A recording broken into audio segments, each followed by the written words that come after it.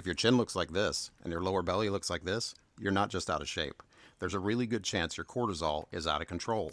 Brain fog, bad sleep, always tired, random cravings you can't shut off. That's not just a discipline problem, that's stress chemistry. Now, me personally, I've spent the last year deep in the supplement space, testing products, breaking down labels, and figuring out what actually works versus what's just hype.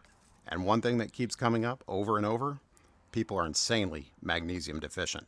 And look, when that magnesium is low, your stress response just goes through the roof. That's because your body runs on something called HPA axis, basically your stress control system. Let's look at it that way. And magnesium is one of the key minerals that keeps it regulated. No magnesium, your body just stays in fight or flight. No big deal, right? Well, actually, it is, because that's why your sleep is off, your mood is off, and your cravings feel impossible to control. Now, here's where most people mess up. They grab some cheap magnesium off the shelf that your body barely absorbs, or they take one form when your body actually uses multiple types for different functions. And that's why I switched to these Root Labs magnesium ashwagandha gummies right here. They use multiple forms of magnesium plus ashwagandha to help bring your nervous system back down.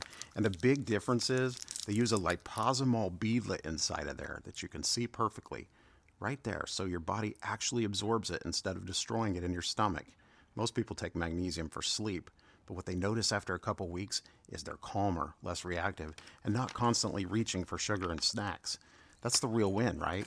If you're constantly stressed, running on empty, and your body just feels off lately, this is one of those things that actually makes sense to try.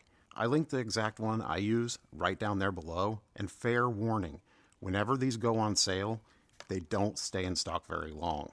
So if you do see these, I wouldn't scroll away from them if you're planning on getting them. If the orange card is still there, I'd grab these up.